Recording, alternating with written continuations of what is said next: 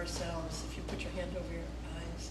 I open my eyes to see the spiritual truth today. I open my eyes to see the spiritual truth today. And over your ears, I open my ears to hear the spiritual truth today. I open my ears to hear the spiritual truth today. Now if you put your hand over your heart and just extend out your arms. I open my heart to receive the spiritual truth today. I open my heart to receive the spiritual truth today. The spiritual truth that I'm working with today is that you are the light that the world is waiting for. You are the light that the world is waiting for. And our work together in spiritual community is to brighten our light so there's less darkness on this planet.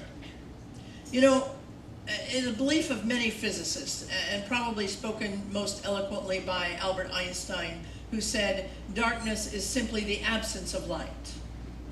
That's all it is the absence of light. And you know, that feels true for me. It feels true for me that darkness is the absence of light in my thoughts. Darkness is the absence of light in my heart. Darkness is the absence of light in my relationships.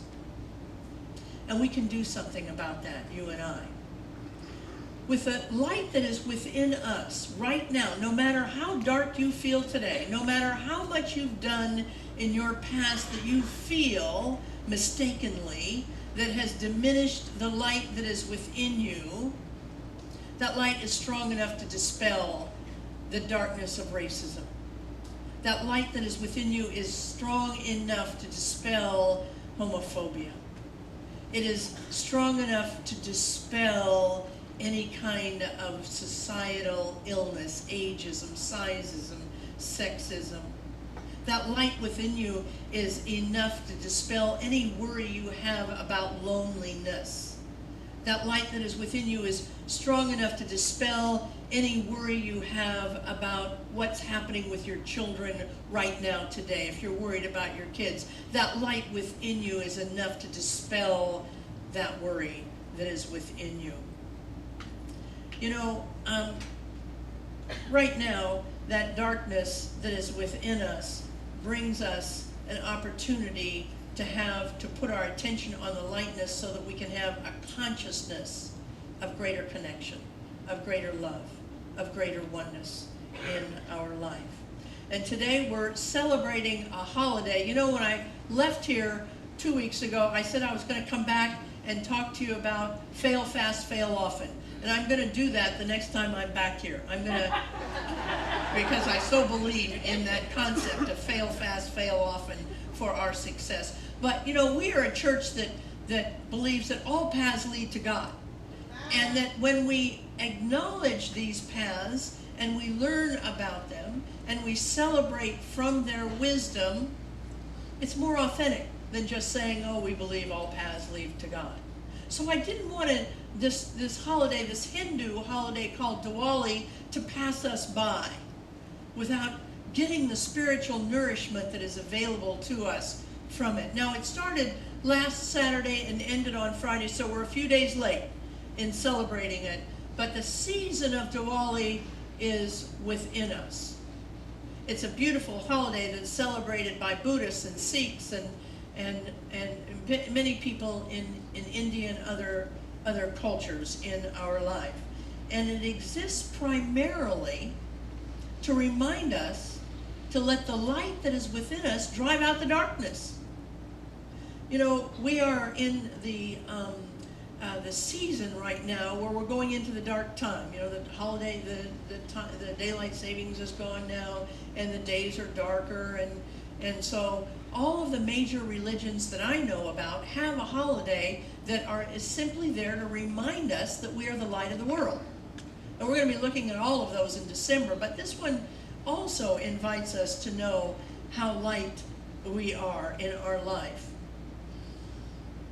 It's here to help us to remember that we are positive people. What we would say in New Thought is that we are positive people. And that positivity that we have, that everybody has, no matter how negative you think you are right now, no matter what funky thought you had on the way to church this morning, that underneath is a sense of true, deep positivity. Not that Eddie Haskell positivity, that kind of fake positivity, but that deep positivity.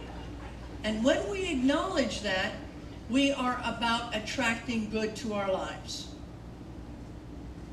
Because positive people attract positive things back into our lives, and all of us are positive. What happens, however, is we've also attracted a lot of gunk into our lives, a lot of limited thinking into our lives. We've attracted that idea that maybe we're not worthy, that we're limited in our worthiness. Or we've attracted the idea that God is not as generous as sometimes we're told God is. Those are limited thoughts that limit the light that we're wanting to shine out onto the planet in our lives. The truth is that God is generous, and you are worthy for as much as you can embody in our lives. The great thing about the Hindu religion is it is based on gods and goddesses that have personalities. And when we study the personalities of the Hindu gods and goddesses, we can begin to understand some of the characteristics of the divine in a way that is very, very practical in our lives. All of these gods and goddesses are designed for us to better understand the teaching of our founder, Ernest Holmes, who said, there is a power for good in the universe and you can use it. Today, in celebration of Diwali, we turn our attention to the goddess Lakshmi. Lakshmi is the goddess of abundance.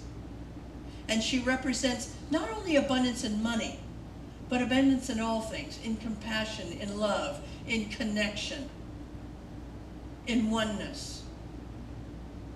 And when we study about her and we ask what this holiday has to give us in this area, we understand that it is here for one purpose, to help us let our light shine in our life. Because when we're more abundant, we're less frightened. We're freer. We're able to let the light come in and the light go out in our lives. You know, New Thought churches sometimes had the tag of being me churches. That's not anything like what this church is about. We're a very generous church. We're a church that believes in letting the light come in, but primarily for the purpose of letting the light go out. And when we are freer, when we are more abundant in our money, in our love, in our compassion, in our wisdom, the world is a brighter place in our life. So I want to talk about 4 understandings that if we can begin to embody, we will welcome Lakshmi, the goddess of abundance in every area, back into our life in a new way. Because most of us in this room have abundance in some sort. But what we want for you is abundance in every area of your life. Yeah. We want you to be wealthy. Amen. In every area, financially, relationships, every area, amen? Amen. So what we're going to do is look at these 4 areas of learning that if we can embody, we'll be able to say, come on in, Lakshmi. We're ready for you. We're ready for you to be in our lives. The first one is to understand that we are nothing more than energy in form. We are nothing more than energy in form. And we attract back to us the energy that we are putting out in our lives. Now, y'all saying, well, I knew that. I didn't need to get up this morning and come to church to know that. I've seen The Secret. I've taken foundations. I get that. But here's what's true for me, and I suspect it's true for most of you. We know it intellectually, but until we can embody it, until we can get up every single morning and say, I'm going to put out only what I want to come back to me. And there will be no excuses. There will be no good reasons why I'm not putting out only what I want to come back to me. I'm going to take 5 minutes every single morning, just 5 minutes. Hell, just take 3 minutes every single morning and ask yourself, what kind of a day do I want to have? Do I want to have a day where people are happy to see me? Where things go well at work, with harmony at work? What kind of day do I want to have with my family? Do I want them to be harmonious and serene and happy and adventurous in this day? I'm not going to go out and worry about how the world sees me as a lesbian. I'm not going to do that. I'm not going to go out and worry about how the world sees me as about whatever age I am. I'm not going to do that. I'm not telling you that.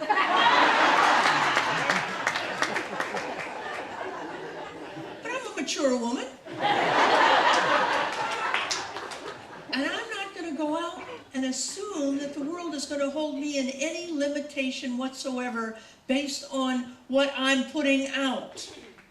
Because I'm a vibrant, happy, joy-filled person, and that's what I'm going to put out. And I promise you, if you put that out, that's exactly what you'll get back. It's not that those other people, the negative people, aren't there. They're there. All the people who want to have attitude, oh, I think she's a lesbian, I don't know. You won't see them. You won't hear them. They'll be invisible to you because you're only putting out what you want to come back. And that's what you'll begin to see. We are energy in form. We have to learn that, though. We have to learn. We have to keep practicing that. I do. I have to keep practicing it. And that's why we want you to be in spiritual community, because that's the best place to practice it. We want you to come to classes. We want you to do workshops, because it will help anchor this embodiment that we are energy and form, and what we put out we get back. In fact, that's why we want you to come to church every single Sunday. You know, I was telling First Church, there are times in my life since I became a religious science minister that I wish we were more like the Christians who had hell. You know, I grew up in a church where there were these things called holy days of obligation. And it meant you found your behind in a church on Sunday mornings. There are times I wish that. We don't have that kind of a hell, but we have another kind of hell. We have the kind of hell that's hell on earth if we don't begin to understand these principles. So we want you to come to church every single Sunday, so you don't miss any little clues as to how to do that. The second thing that we have to learn to welcome Lakshmi into our lives is we have to learn how to gift freely. Learn how to gift freely. To be an abundant person, you have to learn how to gift. I love that quote, that the candle loses nothing by lighting another candle. The candle loses nothing by lighting another candle. We lose nothing by giving love. We lose nothing by giving wisdom. We lose nothing by giving money. Many of us started tithing, myself included, with great trepidation. When I started tithing, I wanted to practice the teachings, but I also was living on what I considered at the time a very limited income. I was living month to month, and I had just enough to get by in the month. So tithing was a great stretch for me, but I made that stretch. And when I made that stretch, the faucet started opening up in my life. And I don't tell you that because I want you to give more money to the church. I tell you that because I want you to be able to be as prosperous as God wants us to be. You know, not all, you put out money and sometimes things come back that are worth money to you, and you realize, wow, I didn't expect that. You know, Don and I were married a little over a year ago, and when we got back to town, somebody in the congregation had heard we got married and came up to us and said, you know, we want to give to you for a honeymoon. Are you taking a honeymoon? We said, well, not right now. We don't really have the money, the time, blah, blah, blah, you know, blah, blah, blah. And she said, we want to gift to you our timeshare on Maui for a week. Yeah, that's abundance. That's being able to receive. We're leaving Tuesday, by the way.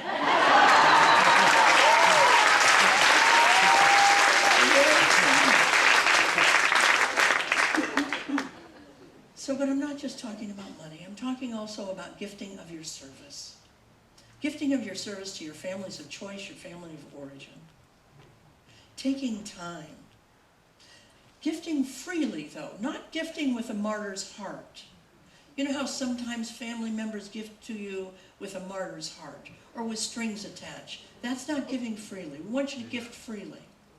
You know, maybe it's simply as simple as going to a movie with your partner. You didn't really want to see that movie, but your beloved wanted to see the movie. You went to the movie, not as a martyr, but with a giving heart. Maybe it's just doing something. You know, I was the kind of kid who, I don't know why I did this, but I would often ride my bike to school and walk home. You know, I would forget that I had ridden my bike. And would just drive my dad nuts. He would just become insane. And do you know that my brother would often walk back while, in the midst of my father having his meltdown over this, my brother would walk to the school and ride my bike back for me. That's gifting, free gifting of in service. We can do that. And when we do that, we signal Lakshmi, I'm ready. And we gift with strings attached. Lakshmi says, I see you gifting, but you're not ready.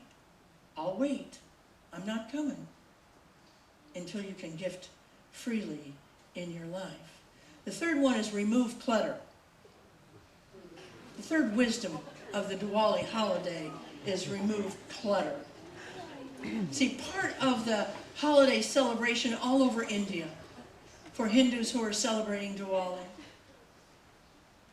is to clean their house, to get rid of stuff they don't need anymore.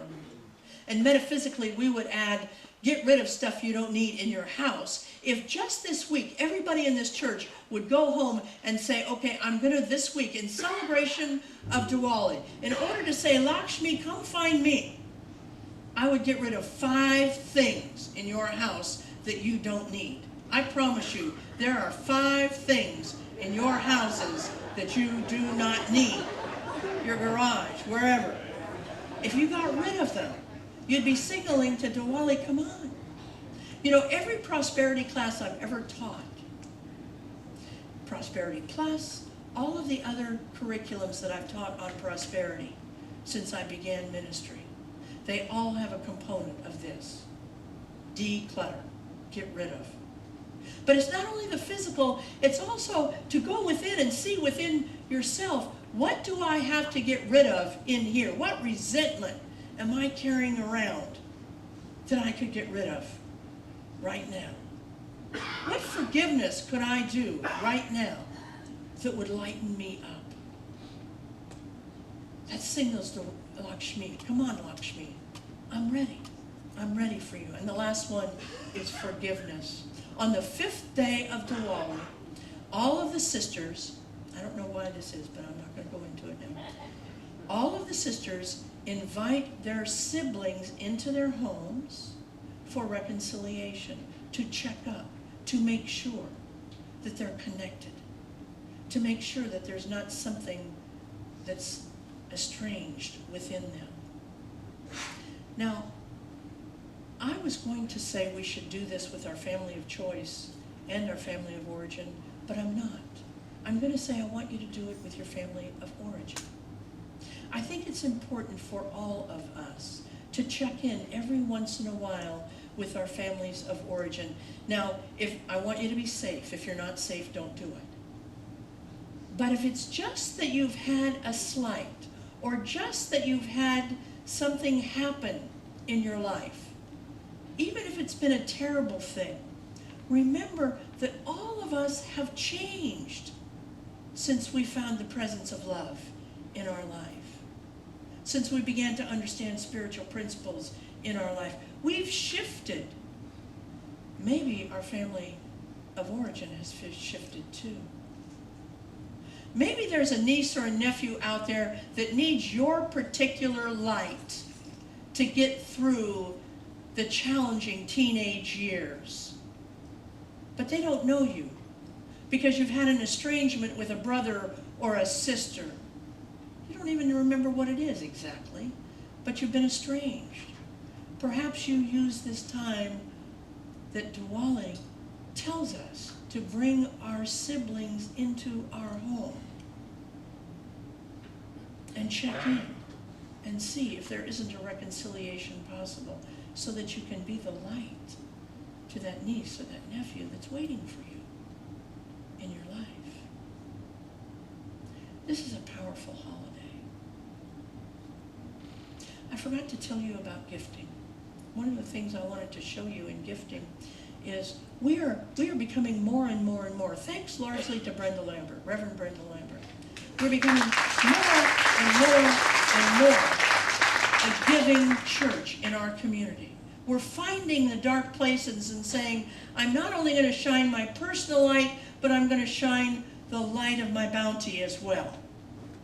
And so, those of you who are staying today at our annual meeting, we're going to invite you to make one of these bags filled with things that homeless people who are on the side of the street with those signs, you know those signs, I'm hungry. One of our board members bought all of the ingredients for this for you. And we have plastic bags and we have all the bins filled with these things. And we're going to invite you after, at the last agenda item on our annual meeting. It's not an afterthought, it's an agenda item that closes out our annual meeting. We're going to ask you to take a bag and go through and fill up one of these bags and take it and put it in your car. So that the next time you see somebody like that, you can just reach back and give it to them.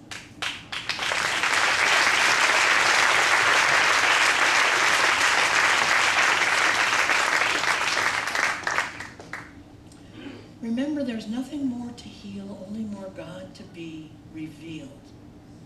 We invite you to use these 5 understandings of the Diwali holiday to bring more God into your life so that your light shines even brighter than it ever has. Let's take this message into prayer, knowing that there's only one power. It's the power of love, and it runs through me always. Whether it's Lakshmi, or Jesus, or Buddha, or Muhammad, whoever it is, it just runs through me, that light that I share with all of the great masters. For they have nothing I don't have. They have great love inside, and so do I. And I just release anything in the way of that love. I give thanks for that. I release His word into the law, and so it is.